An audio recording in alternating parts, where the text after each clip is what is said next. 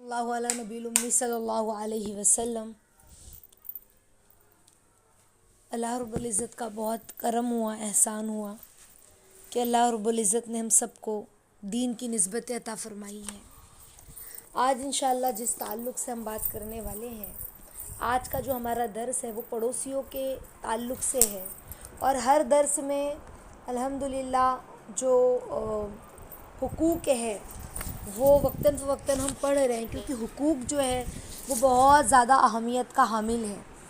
اور اللہ رب العزت فرماتے ہیں کہ جب تک کہ میرا بندہ نہیں معاف کرے گا میں نہیں معاف کروں گا، ہے نا۔ اور کتابوں میں آتا ہے کہ اللہ رب العزت اپنے حقوق کو اپنے فضل سے معاف کرنے پر قادر ہے، لیکن بندوں کے حقوق کو اللہ فرماتے ہیں جب تک کہ میرا بندہ نہ معاف کرے میں نہیں معاف کروں گا۔ تو پڑوسیوں کے ساتھ حسن سلوک کرنا، ان کے ساتھ حسن برتاؤ کرنا، اس کا حکم اللہ رب العزت نے قرآن میں فرمایا ہے، اور قرآن میں جس چیز کا حکم اللہ رب العزت نے دیا وہ فرض ہے نا، اور جس چیز سے روکا وہ حرام ہے۔ تو اللہ رب العزت قرآن میں فرماتے ہیں سورہ نساء میں، جس کا ترجمہ اور مفہوم یہ ہے کہ تم اللہ تعالیٰ کی عبادت اختیار کرو اور اس کے ساتھ کسی چیز کو شریک مت کرو، اور والدین کے ساتھ اچھا معاملہ کرو، ہے نا۔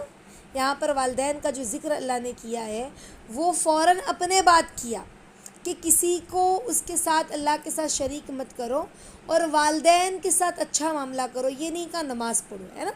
اس کے بعد اللہ رب العزت نے جو حقوق بتلائے اس میں کہا اہل قرابت کے ساتھ بھی، یعنی جو رشتہ داری ہے، قرابت داری ہے، ان کے ساتھ بھی اچھا معاملہ کرو، یتیموں کے ساتھ بھی، اور غریب غربا کے ساتھ بھی، اور پاس والے پڑوسی کے ساتھ بھی، ہے نا۔ کون سے پڑوسی؟ جو تمہارے پاس میں رہتے ان کے ساتھ بھی، اور تمہارے ہم مجلس کے ساتھ بھی جن کے ساتھ تمہارا اٹھنا بیٹھنا ہے، اور راہگیر کے ساتھ بھی، ہم راستہ چلنے والوں کے ساتھ بھی، اور اللہ قرآن میں فرماتے ہیں غلاموں کے ساتھ بھی۔ یقیناً خدا ایسے شخصوں سے محبت نہیں رکھتے جو اپنے کو بڑا سمجھے اور شیخی کی باتیں کرے، بڑی بڑی باتیں کرے، اپنے آپ کو بڑا سمجھے اور معاملات اس کے لوگوں کے ساتھ درست نہ ہو۔ تو اس کا حکم دیکھو، اللہ رب العزت نے پے در پہ اتنے سارے حقوق بتلائے، ہے نا۔ والدین کا، رشتہ داروں کا، یتیموں کا، غریب غربا کا، پڑوسیوں کا، اور اپنے اہم مجلس، جس مجلس میں تم بیٹھتے ہو، اس کے علاوہ راستہ چلنے والے جو تمہارے ساتھ چلنے والے مسافر ہیں، ہے نا، اور غلاموں کا۔ تو کتنا حق ہے کہ اللہ نے اس کو قرآن میں ذکر فرمایا ہے، کتنی بڑی بات ہے۔ یعنی اخلاق اور انسانیت جس کے ساتھ، جس دائرے میں ہم رہ رہے ہیں، ان کے ساتھ اچھا سلوک کرنا کتنی اہمیت کا حامل ہے کہ اس آیت کریمہ میں اللہ رب العزت نے ساتھیوں پہلے تو اپنا حق بیان کیا ہے نا۔ شروع میں جو اللہ نے یہ آیت کو سٹارٹ کیا ہے وَاعْبُدُوا اللَّهَ وَلَا تُشْرِكُوا، یعنی تم اللہ کی عبادت اختیار کرو اور اس کے ساتھ کسی کو شریک نہ کرو، ہے نا۔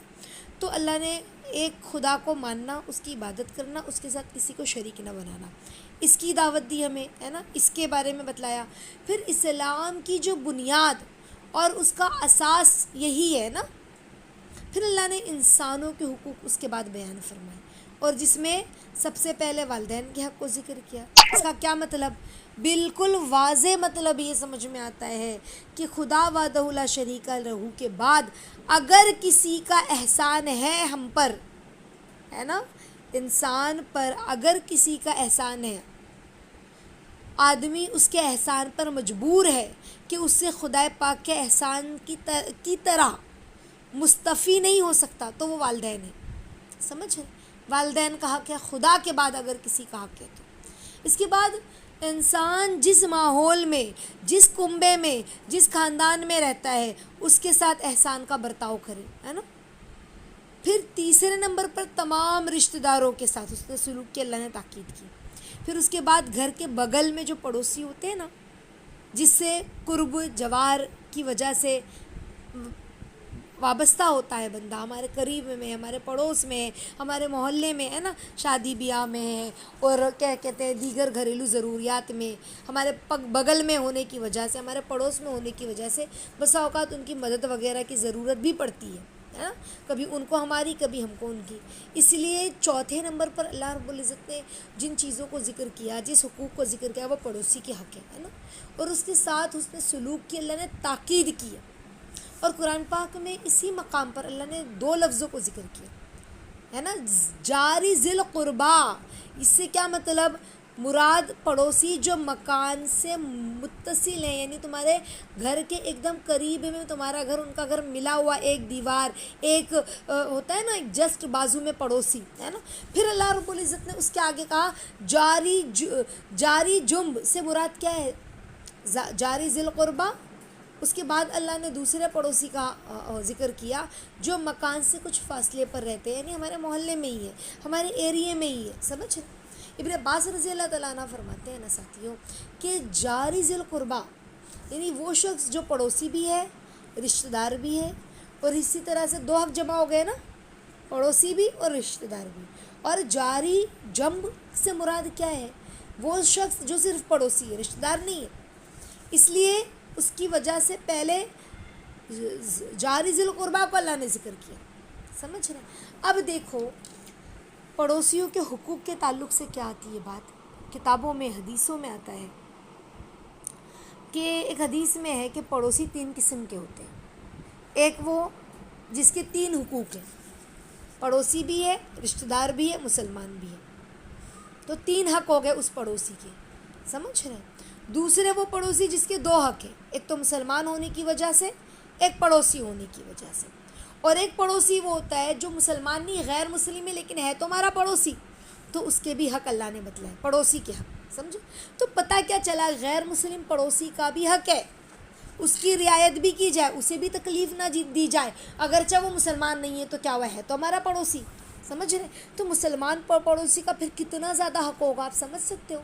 لیکن آج کے دور میں تو پتہ لوگ حقوق کو تو بالکل بالائے طاق رکھ دیے.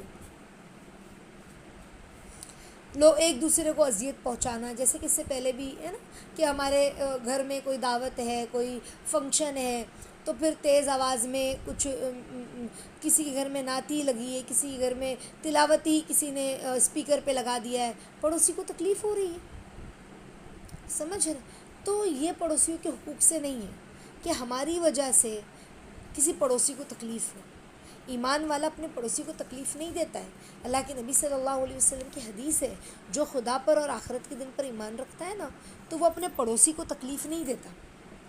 سمجھ رہے؟ تو سہولت نہیں پہنچا سکتے ہیں نا، تو تکلیف بھی نہ دے. انہیں ہم کوئی آسانی نہیں دے سکتے ہیں، ان کی کوئی ہیلپ نہیں کر سکتے ہیں، تو ہم انہیں کم سے کم تکلیف بھی تو نہ پہنچائیں.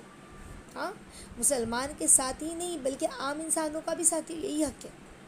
لیکن ایمان کی بنیاد پر پھر پڑوسی ہے تو حق کی زیادہ تاکید ہو جاتی ہے نا کہ ان کو تکلیف نہ پہنچے. اور ایک روایت میں اللہ کے نبی صلی اللہ علیہ وسلم فرماتے ہیں وہ جنت میں نہیں داخل ہو سکتا جس کی تکلیف سے، جس کی ضرر سے اس کا پڑوسی محفوظ نہ ہو. یعنی اگر ہماری وجہ سے ہمارے پڑوسی کو تکلیف ہو رہی ہے تو پھر ایسا شخص جنت میں نہیں داخل ہو سکتا.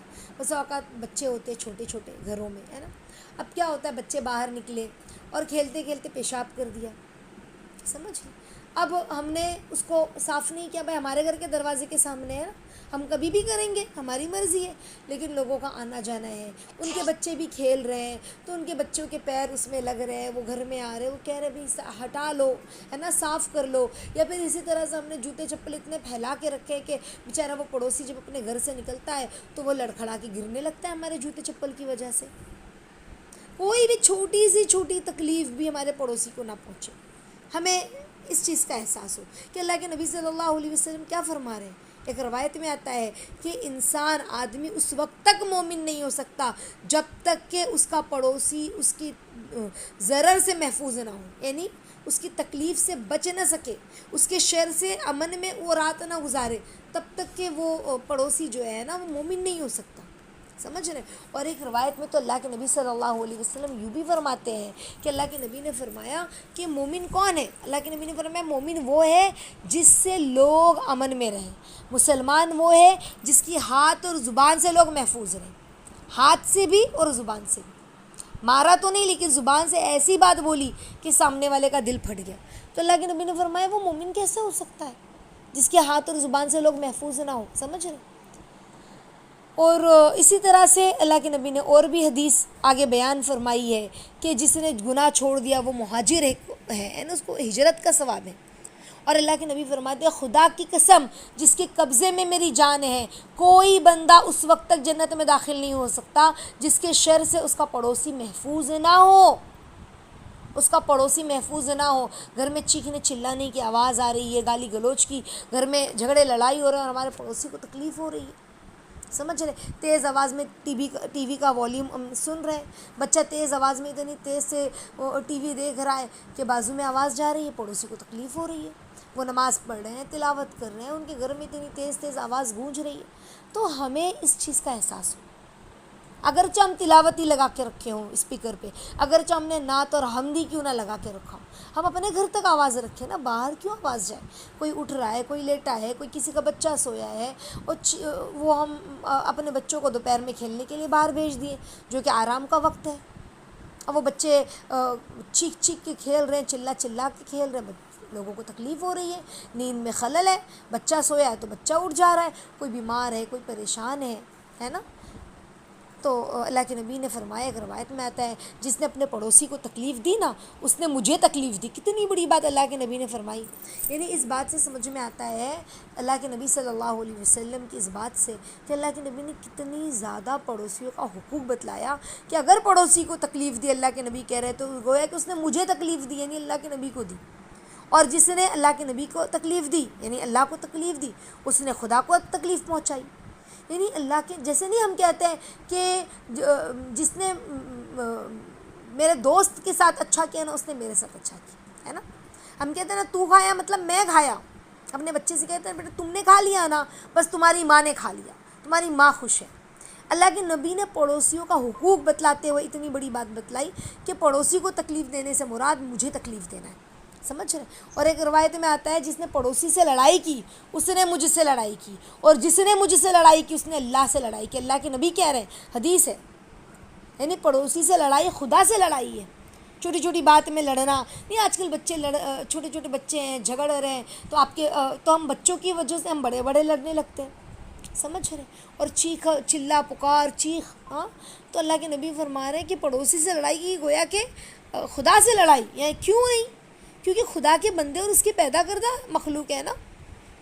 تو اسے کیا حق ہے کہ اللہ کے بندے کو بندہ تکلیف پہنچائے. ہاں ایک روایت میں اللہ کے نبی یہ بھی فرماتے ہیں کہ قیامت کے دن سب سے پہلے 2 پڑوسیوں کا مقدمہ اللہ کے سامنے پیش ہوگا. اللہ کے عدالت میں جو سب سے پہلی جو عدالت لگے گی، سب سے پہلا جو انصاف اللہ دلائیں گے وہ پڑوسیوں کے مقدمے کا ہوگا. سمجھ رہے؟ یعنی پڑوسیوں کا مسئلہ کتنا اہم ہے اللہ کے نزدیک. پہلے اسی کا اللہ حساب کتاب کریں گے کہ تم نے اپنے پڑوسی کو تکلیف پہنچائی تھی، ہاں تم نے یہ کیا تھا. ایک روایت میں تو یہ آتا ہے ایک شخص نے اللہ کے نبی سے پوچھا کہ فلاں عورت نماز پڑھتی ہے، خیرات کرتی ہے، روزہ بکثرت رکھتی ہے، مگر اپنی زبان سے پڑوسی کو تکلیف دیتی ہے نبی اللہ. تو اللہ کے نبی نے فرمایا وہ جہنم میں ہوگی اگر اس طرح کر رہی ہے تو. پھر اس نے کہا کہ اللہ کے رسول عورت جو ہے نا فلاں عورت روزہ نماز کم کرتی ہے تھوڑا بہت، ہے نا، کہ لیکن پنیر کے جو ٹکڑے ہیں نا وہ صدقہ کر دیتی ہے، پڑوسی کو تکلیف نہیں پہنچاتی. تھوڑا بہت جو ہے اس کے گھر میں جو دودھ ہوتا ہے، پنیر ہوتا ہے، وہ صدقہ کرتی ہے اور پڑوسی کو تکلیف نہیں پہنچاتی. تو اللہ کے نبی نے فرمایا وہ جنت میں جائے گی. تو پتہ چلا صدقہ کرنا، غریبوں کی مدد کرنا، بھلے ہم کم کھائیں لیکن لوگوں کو کھلانا، یہ عمل اللہ کو پسند ہے. سمجھ رہے ہیں؟ پھر بندہ بہت نمازی بھی نہ ہو، بہت عبادت گزار بھی نہ ہو، لیکن حقوق کو اللہ نے اتنا خیال رکھا کہ وہ نماز روزہ کم کرتی، بہت نوافل نہیں کرتی ہے، بہت نمازیں بہت نہیں کرتی ہے، لیکن یہ نبی اللہ صدقہ خیرات کرتی ہے اور پڑوسی کے ساتھ اس نے سلوک کرتی ہے. تو اللہ کے نبی نے فرمایا جنت میں، ہے نا. کتنی بڑی بات. ہاں آج دیکھیں آج کل عموماً یہی تو ہو رہا ہے نا، پڑوسی کو تکلیف دینا عام بات ہو گئی ہے. اگر پڑوسی غریب یا اجنبی ہے یا ہمارا علاقائی پڑوسی نہیں ہے، کوئی دوسرے علاقے کا رہنے والا ہے، تو پھر بندہ کمزور سمجھتا ہے. چھوٹے چھوٹے بچے بھی پریشان کرتے ہیں، ہے نا. تو بہت شرم کی بات ہے. پڑوسیوں کی بہت حقوق ہیں. اللہ کے نبی فرماتے ہیں، روایتوں میں آتا ہے کہ جو شخص خدا اور آخرت کے دن پر ایمان لائے نا تو وہ اپنے پڑوسیوں کے ساتھ احسان کرے، احسان کا سلوک کرے. سمجھ کتنی بڑی بات ہے. ایون یہ بھی فرمایا اللہ کے نبی نے کہ اپنے پڑوسیوں کو تکلیف نہ پہنچائے جو اللہ پر اور آخرت کے دن پر ایمان رکھتا ہے. ہاں تو بہت زیادہ پڑوسیوں کا حقوق ہے، اتنا زیادہ اللہ کے نبی کو اللہ نے پڑوسیوں کے حقوق بتلائے کہ اللہ کے نبی کو ڈر ہو گیا کہ کہیں اب یہ نہ بتا دیا جائے کہ اپنے پراپرٹی میں سے پڑوسیوں کو بھی حق دینا ہے. اللہ کے نبی کو یہ خطرہ ہو گیا کہ ایسا حق نازل نہ ہو جائے. ہم تو بھائی کو دینے کے لیے آج ڈرتا ہے، گھبراتا ہے. ایک بالشت زمین کے لیے بھائی کا دشمن ہو جاتا ہے. تو اگر پڑوسیوں کو وراثت میں حصہ مل جائے تو پھر اللہ کے نبی کو تو پتا تھا نا یہ امت پھر کہاں سے کہاں چلی جائے گی. تو اللہ کے نبی کو ڈر ہو گیا کہیں پڑوسیوں کو وراثت میں حصہ نہ دینے لگ جائیں، حقوق یہ نازل نہ ہو جائے اللہ کی طرف سے. سمجھ رہے اتنا پڑوسیوں کا حقوق کا اللہ نے خیال رکھا ہے. اور اللہ کے نبی کی حدیث ہے مسلم شریف کی، بخاری شریف کی، کہ پڑوسیوں کے متعلق جبرائیل امین نے اس کثرت سے ہمیں نصیحت کی کہ ہم نے گمان کیا کہ ان کو وارث بنا دیا جائے کہیں. اتنا اللہ کے نبی نے ہمیں پڑوسیوں کا حقوق بتلایا. جبرائیل امین آئے اور پڑوسیوں کا یہ حقوق بتلایا. جبرائیل امین آئے پڑوسیوں کا یہ حقوق بتلایا کہ مجھے ڈر ہو گیا کہ کہیں مجھے یہ گمان ہو گیا کہ کہیں وراثت میں حصے داری نہ مل جائے. سمجھ رہے اتنا حق اللہ تعالیٰ ہم سب کو پڑوسیوں کے حقوق ادا کرنے والا بنائے. حق لینے سے زیادہ حق دینے کی فکر کریں. بعض لوگ کہتے ہیں کہ فلاں مجھے نہیں دیتی تو میں کیوں دوں. تو ہم یہ یاد رکھیں اکرام مسلم ہوتا ہی یہ ہے کہ حق لینے سے زیادہ دینے کی فکر کریں. ہم اگر دیں اور لے دونوں سوا کریں، برابر کریں پھر تو بدلہ ہے.